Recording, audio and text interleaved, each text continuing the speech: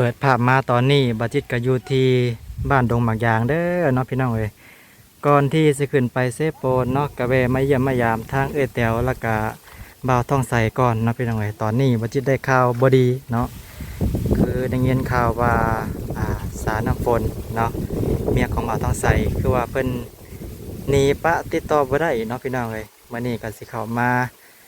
ให้กำลังใจกันก่อนเนาะก็มาเยี่ยมมายามก่อนบาจิตก็ได้เป็นทางผ่านนะพี่น้องเอ้ยทางผ่านพูดแหละว่าสิขึ้นไปเซโปดเนาะเอาเดี๋ยวสิเข้าไปยำพยายามทั้งสองคนก่อนพี่น้องเอ้ยเปลี่ยนจังใดเนาะทางบ่าวต้องใส่ก็ได้คือว่าได้เอื้อนได้ซ่านหลังงามแล้วก็คือว่าเป็นแบบนี้เนาะโอเคเนาะชิบเดี๋ยวสิเข้าไปยำพยายามทางแถวก่อนนี่เนาะพี่น้องเอ้ยเป็นจังใดเนาะมาได้มาเยี่ยมกะหลายมื้อแล้วนี่เนาะเพื่อนซาเพื่อนกันยังสะอาดสะอ้านคือเก่าพี่น้องเลยเป็นจังใดเนาะบ่าวทองใสเดี๋ยวนี้เนาะติดต่อเมียได้แล้วบ่เนาะเอาเข้ามาเยี่ยมได้เดี๋ยวก่อนเดี๋ยวจะไปพุ่นเนาะมาเยี่ยมทั้งพี่ก่อนตอนนี้ประตูเพื่อนประตูซ่านก็เปิดจ้าอยู่เนาะพี่น้องเลยเปิดหับลมเนาะเข้ามาทางในเฮือนในซ่านเพื่อนก่อนเนาะป้าบักม่วงแผ่นพี่น้องเลยตากไว้แบบนี้เลยเนาะ นี่บักม่วงแผ่นบักม่วงกวนเนาะนี่ไม่ได้มากเป็นอาทิตย์นึงแหละพี่น้องเลยมาแบบนี้ก็มี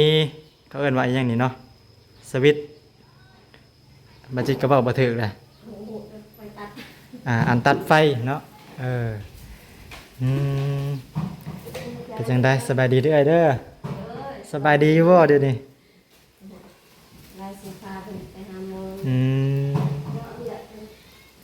พาน้องหน่อยไปหาหมอเพิ่นบ่สบายบ่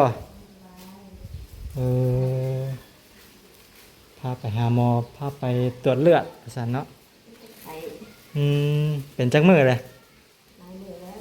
หลายมื้อแล้วเนาะ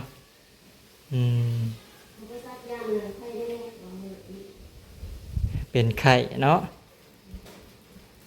บ่สบายเด็กผู้น้อยเนาะพี่น้อย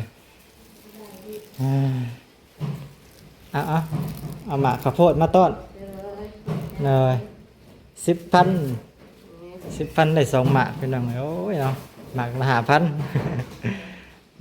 สิไปเลยบ่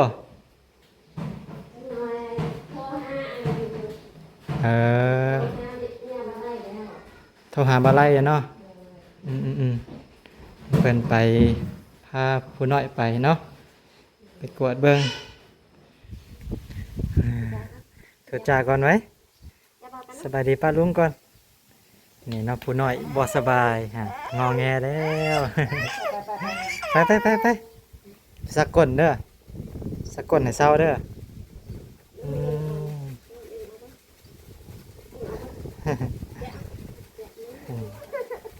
แวะมาเยี่ยมเพิ่นก่อนเนาะพี่น้อง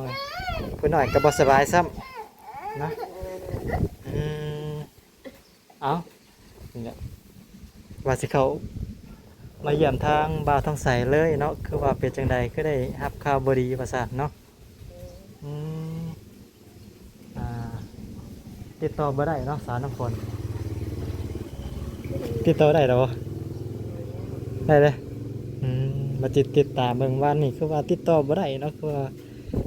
ไปบ่บอกบ่กล้าแท้ว่าซั่นเนาะ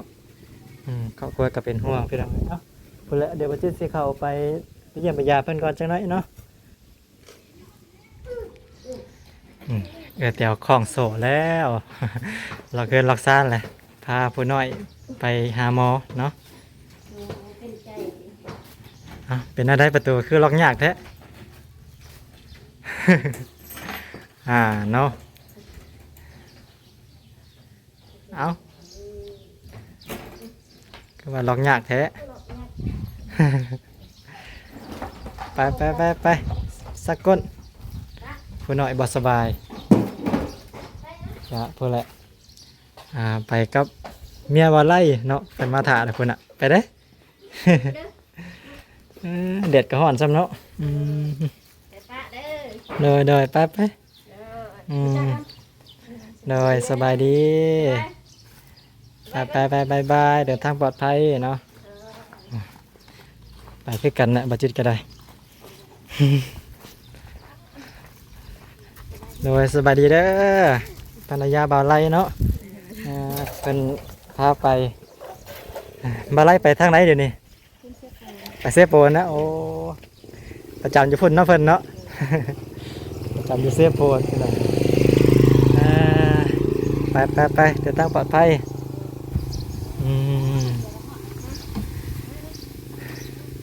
เอานอนเดี๋ยวบัจิตสิเข้าไปเยี่ยมพยายามทางพุ่นก่อนทางบ่าวทองใสเนาะได้ยินข่าวบดีเนาะจากซ่องซาบุญพี่น้องเอ้ยได้รับข่าวบดีคือว่าเป็นแบบนี้เนาะติดต่อสารน้ำฝนบ่ได้ว่าสารพี่น้องเอ้ยโอ้เนาะเดี๋ยวจะเข้าไปถามเพิ่นก่อนว่าติดต่อได้หรือบ่เดี๋ยวนี้เนาะบรรยากาศตอนเที่ยงเนาะฮอนแดดพี่น้องเลยแม่ตู้เพิ่นเนาะนี่เพื่อนซานเพิ่นกะหนังงามเนาะโอ้หนังกันหลายคนแท้เนี่ย โอ้สบายดีเด้อสบายดีเพื่อนสุกคนเนาะ แม่มาเยี่ยมก่อนเป็นนั้นเป็นจังไดเดี๋ยวนี้แม่ตู้สบายดีอยู่บ่เอ้าวันนี้ยินบ่สาลีฝากเด้อโดยโอ้หนกงามแท้นี่เนาะ โหบ่ดีเนาะผมมาแต่บ้านพุ่นแหละว่าสิขึ้นไปหาเลาะหาเที่ยวก่อนบ้านกล้าแล้วล่ะบ่บ้านกล้าแล้วโดยสบายดีเด้อมาเยี่ยมยามอีกทีแม่นเข้ามายาเพิ่นก่อนเป็นจังไดคือว่าได้ยินข่าวบ่ดีบ่ ข่าวบ่ดีแล้วมาล่ะมาแล้วบ่โอ้โหเฮ็ดคุกเฮ็ดอยู่โหเนาะเพิ่นมาแล้วมาแล้วมื้อเช้านี่ติดคือว่าติดต่อบ่ได้เนาะเพิ่นไปอยู่ไสน่ะจักไปอยู่ไสไปฮอดหม่องเฮ็ดเวียกเฮ็ดงานพู้นแหละไปก็คือว่าไปตามก็คือบ่เห็นบ่มาเองเพื่อนตามหอดบอลนะผมเห็นแล้วไปอยู่ได้2 มื้อแล้วก็ไปนะเลยติดต่อบ่ได้วันนี้มาเองมาเมื่อเช้านี้บ่เนาะเฮ็ดให้เป็นห่วงกันเนาะเฮ็ดจังซี่เนาะไปติดต่อบ่ได้ไปไล่เนาะแม่นย่านแต่ทางบ่ดีเด้อย่านไปเฮ็ดเพิ่นมาสิเนาะถ้าก็เป็นห่วงเนาะผู้ทางบ้านดีแล้วเพิ่นมาเนาะติดตามจากช่องเจ้าบ้านนี่คือว่าไปตามฮัดบอลเฮ็ดงานคือบ่เห็นเนาะไปอยู่ไสที่ว่าสิบ่ไปว่าเห็นว่าเองต้องใส่ไปเลยแล้วมันเห็นบอลเฮ็ดงานเนาะไปก็ไปลองไปเบิ่งไปบ่พอเนาะมาเองเพิ่นเนาะเช้านี้เนาะมาเองไปถามแล้วบ่ฮู้แล้วนี่ไปเยี่ยมไปยาเพิ่นก่อนเนาะเห็นเพิ่นห้องเพิ่นให้กับคิดกระบะสงสารพี่น้องเอ้ยเนาะน้องพริกมาพายเพิ่นก็งามเนาะเดี๋ยวนี้โดยสบายดีเด้อบ่าวต้องใส่เป็นแนวใด เป็นแนวใดเดี๋ยวนี้ใส่เพิ่นอยู่ไสเดี๋ยวนี้มาแล้วบ่อยู่ในเฮือนพุ่นเนาะมาเองบ่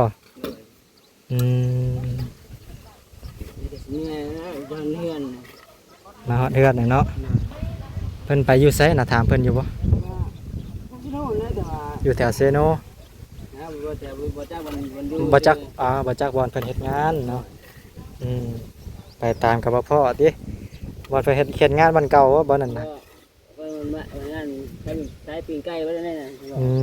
ขายปิ้งไก่เนาะแม่นนะซะเนาะไปตามบ่ถึกบ่อนกับพ่อเนาะอยู่เก่าอ่ะ บาจิตเห็นแล้วก็เนาะเกิดเรื่องหยังขึ้นเด้ว่าซั่นไปแบบน่าใดนะไปแบบบ่กล้าเฮาก็คือเป็นห่วงไงเนาะหน่อยบาจิตคิดไปทางบ่ดีเพิ่นและคิดยันเขาฟ้าไปพุ่นได้พี่เนาะแม่น คนยังเดินมันก็เอาคนเอายังไปเรื่องมีหูกันหน่อย แม่น ลายอย่างเงี้ย คิดไปทางแนวเพิ่นน่ะบาจิตก็ได้คิดเป็นห่วงอยู่เพิ่นมาก็ดีแล้วเนาะดีใจเนาะมาก็นี่นะมาก็บึงลูกยังสี่ทานสี่ทานลูกแน่กันยัง แม่นลูกก็ยังน้อยอยู่เนาะผู้น้อยก็กำลังเป็นตาแพงลูกเพิ่นก็ได้พี่น้องเอ้ยเนาะมื้อนี้ก็มาเยี่ยมมายามเพิ่นก่อนได้แวะมาแล้วพี่น้องเอ้ยเนาะสรุปก็คือพ่อเนาะบัดนี้เนาะมาจิตก็บ่อยากสิไปรบกวนเพิ่นดอกเนาะพี่น้องเพิ่นอยู่ในเฮือนเพิ่นแหละแม่นเพิ่นเมื่อยเนาะก็ได้ฮู้ข่าวสิก็ดีแล้วเนาะก็คือพอแล้วเนาะพี่น้องเอ้ยเพิ่นมาเองเพิ่นเมื่อเช้านี้เนาะก็ มาแล้วเลยมาอีก ไปเฮ็ดงานแล้วก็ติดต่อบ่ได้ว่าซั่นเนาะ ต่อมาได้แล้วมันต่อ คือ มาได้เลย อืม มาเกิดเป็นงานกับผู้ อ่า ถามเพิ่นก็ว่าผู้จักเนาะ เด้ บาง อ บอกก็บ่แม่นหักโทรบ่ได้นะ โทรติดต่อก็บ่ได้เนาะก็เป็นห่วงแล้วคนทางเนาะ จั พี่ ก น้อง เป็นเนาะกันมาเที่ยวก็ดีแล้ว ดีก็โล่งใจแล้วบัดนี้เนาะว่าต้องใช้ มาแล้ว เลยซะเนาะก็สรุปกับพ่อเลยเด้อพี่น้องให้เพิ่นมาแล้วเนาะ มาแล้ เล วย เนาะมาจิตก็สิได้เดินทางก่อนสบัดนี้เนาะพี่น้องเอ้ย ไปแค่ต่อเจ้า พุ่นแหละเดินทางว่าสิขึ้นไปเที่ยวพูนเที่ยวเซโปน ไปขึ้นเลยบ่เดี๋ยวนี้ แม่นจักสิฮอด คนกับเมียนะ ไปผู้เดียวนี่แหละไปผู้เดียว ไปผู้เดียว แม่น ไปมื้อนี้เลย แม่นจักสิฮอดใช้แล้วเนาะคำใส่กับพากันแล้วเนาะอ่ะ ขี่รถจักรชั่วโมงหอดโอ้ ประมาณ4 ชั่วโมงไปฮอดกับพอดีคำเลยอะ ถือว่าไวดินี่ข่อย แม่น ใหญ่ไปจุดนั้นยังหลายชั่วโมงเติบอยู่ อืม จังใดก็เดินทางตลอดปลอดภัย เลย ไปลอยกัดมาเนาะ เลย เดินทางไกลขี่รถจักรซับ แม่นไปก่อนเด้อบัดนี้เด้อ โดย เลยสบายดีเด้อเลยเนาะพี่น้องเลยก็สรุปเนาะก็คือว่าสาวน้ำฝนเพิ่นก็มาแล้วเด้อเนาะพี่น้องเลยก็คือเป็นห่วงเนาะติดต่อบ่ได้บ่ซั่นไปก็ไปเฮ็ดงานติดต่อบ่ได้เนาะก็คือเป็นห่วงก็เลยแวะมาเยี่ยมมายามก่อนนี่เพิ่นก็มาแล้วพี่น้องเลยบาดนี้เนาะบัดนี้ก็สิได้เดินทางพุ่นแหละขึ้นไปทางเซโปนก่อนบาดนี้พี่น้องเลยขึ้นไปเที่ยวทางพุ่นก่อนเนาะจัก